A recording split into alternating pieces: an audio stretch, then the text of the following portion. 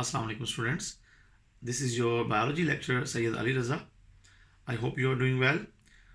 Today we are going to discuss about the repair of broken bone. As you know that it's a topic of chapter number 16, the support and movement. Okay. So now हम आज बात करेंगे broken bone की repair किस तरह से होती है. ओके तो आपको पता है कि ब्रेकेज तो होता रहता है, यूथ में भी हो, बचपन में हो, तो बच्चे भागते हैं, गिरते हैं, ठीक है, कभी रोड एक्सीडेंट्स हैं, कभी फॉल हैं, तो अल्टीमेटली उसका रिजल्ट क्या है, हम टेक्निकल टर्म उसे देते हैं ट्रॉमा. ओके तो ट्रॉमा जो है वो यूथ में होता रहता है, ठीक है. जो यंगस्टर्स हैं, कभी रोड फॉल हो गया, बाइक से एक्सीडेंट हो गया, तो बहुत सारी वजूहात इसकी हो सकती हैं. तो as you know that there are lot of reasons of trauma so which cause the breakage of bone. Okay तो ओल्ड एज की बात करें तो ओल्ड एज में आपको पता है कि there is demineralization of bones, कि आहिस्ता आहिस्ता बोन से मिनरल्स जो हैं वो ख़त्म होते जाते हैं, बोन्स वीक और थिन होती जाती हैं. तो there is a frequent breakage of bones at old age. Okay so इसकी फिर ट्रीटमेंट की तरफ आते हैं. तो ट्रीटमेंट दो तरीक़ों से की जाती है, डिपेंड करता है कि बोन टूटी है, कहाँ से टूटी है. तो उस हवाले से फिर देखा जाए तो उसे बोन की जो फिक्सिंग है, फिक्सेशन है, this is called reduction. Okay तो रिडक्शन दो किस्म की हो सकती है, एक क्लोज्ड और एक ओपन. क्लोज रिडक्शन का मतलब यह है कि फिजिशियन हैंड ही, या जिसे जरा कहते हैं, या जिसे अक्सर हम कॉमन लैंग्वेज में पाकिस्तान में हड्डी जोड़ कहते हैं, तो हड्डी जोड़ के पास जाते हैं. तो अगर तो बोन ब्रेक है और अगर ऐसा हो कि उसमें सर्जरी की ज़रूरत नहीं है, तो खुद से ही वो जो एक्सपर्ट पर्सन है वो उस बोन को अपनी जगह पर फिक्स करके, रीअलाइन करके उसे बांध देगा, ठीक है. और फिर बाद में उसकी क्या हो जाएगी, कास्टिंग या मोल्डिंग या पट्टियाँ वगैरह जिसे अक्सर कहते हैं वो लगा लेते हैं, लकड़ी लगा लेते हैं, तो पट्टी कर देते हैं या कास्ट कर देते हैं. तो ये क्लोज्ड रिडक्शन है जिसमें जो द बोन इज कोएक्स्ड, ठीक है, अपने एक्सेस के अगेंस्ट दोबारा बांध दी जाती है बाय द फिजिशियंस हैंड. दूसरा वे जो है इसका, इट इज़ सर्जरी. अगर सीवियर ट्रॉमा है तो आपको बताया कि सर्जरी करनी पड़ती है बोन की. तो उसमें भी डेफिनेटली कास्ट, मोल्ड्स और जिस तरह प्लास्टर आप सुनते हैं, प्लास्टर लगता है या पिन्स और वायर के जरिए बोन को, उसके जॉइंट्स को या ब्रोकन पार्ट को फिक्स किया जाता है.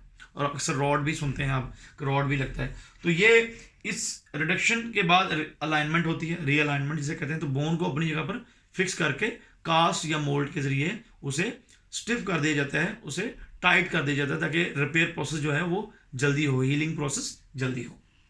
तो हीलिंग में तकरीबन ऑलमोस्ट कोई डिपेंड करता है बोन पे, कौन सी बोन टूटी है, लार्ज है या स्मॉल बोन है. तो 8 से 12 वीक जो है ये नॉर्मल हीलिंग में लगते हैं, ठीक है.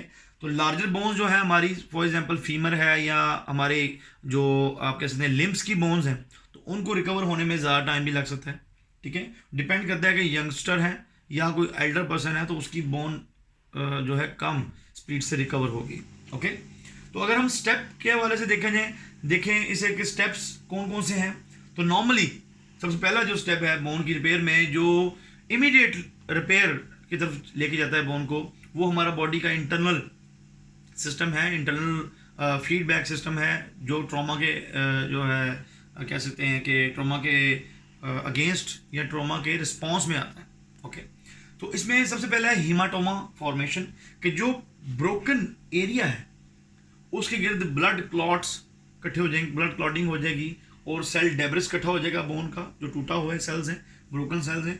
और ब्लड क्लॉटिंग के साथ साथ स्वेलिंग और एक इन्फ्लेमेशन वाला रिस्पॉन्स जनरेट हो जाएगा बॉडी में. तो इन्फ्लेमेशन होगी, स्वेलिंग होगी और पेनफुल कंडीशन है, क्लियर है. तो वो बहुत सारे बोन सेल्स डाई कर जाएंगे, उसकी वजह से डेब्रिस इकट्ठा हो जाएगा, ठीक है.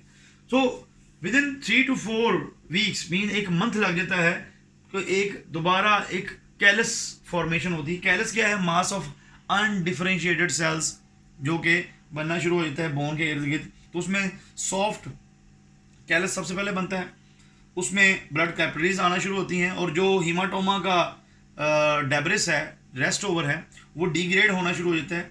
और डेफिनेटली फाइब्रोब्लास्ट सेल्स और ऑस्टियोब्लास्ट सेल्स जो हैं वो वहाँ पर मूव करना शुरू करते हैं. तो फाइब्रोब्लास्ट सेल्स और ऑस्टियोब्लास्ट सेल्स ये दोनों सेल्स इस कंडीशन में कैलस फॉर्मेशन में, जो सॉफ्ट कैलस फॉर्मेशन है, इसमें मूव करेंगे। तो डेब्रिस को क्लियर करेंगे, there will be blood supply starts in the callus formation.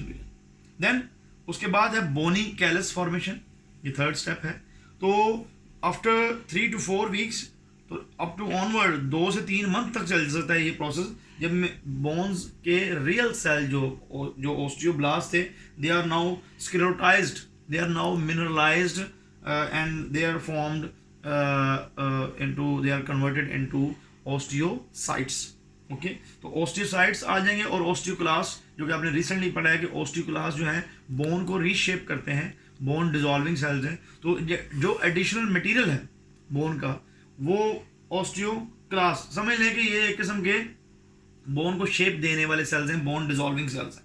तो ओस्टियोसाइट्स जो मेच्योर बोन सेल्स हैं, मेच्योर बोन सेल्स जब आएंगे तो definitely there will be mineralization. Then the last step is remodelling, bone की वही शेप मेंटेन हो जाएगी by means of osteoclast cells जो कि पहले थी। ओके, सो इसमें फिर दोबारा से फर्दर मिनरलाइजेशन होगी, फर्दर स्क्लेरोटाइजेशन होगी। स्क्लेरोटाइजेशन का मतलब है mineralization, against deposition of minerals, mostly जो कैल्शियम फॉस्फेट है और बहुत सारे मिनरल्स हैं आयन से, वो दोबारा डिपॉजिट होंगे और बोन की एक प्रॉपर शेप जो है वो मेंटेन हो जाएगी, और वैसे ही वो इन्वायरमेंटल स्टिमुलाई को रिस्पॉन्स करेगी जैसे पहले करती थी। आई होप कि आपको इस चीज़ के बारे में अंडरस्टैंडिंग डेवलप हुई होगी, और ये जो 4 स्टेप्स हैं they are very important steps in bone formation, जो रिपेयर के हवाले से इम्पॉर्टेंट है। तो इसको अच्छे तरीके से आप ज़रा खुद भी स्टडी कीजिएगा। तो इंशाल्लाह ताला नेक्स्ट जो है लेक्चर में हम बात करते हैं। अल्लाह हाफिज़।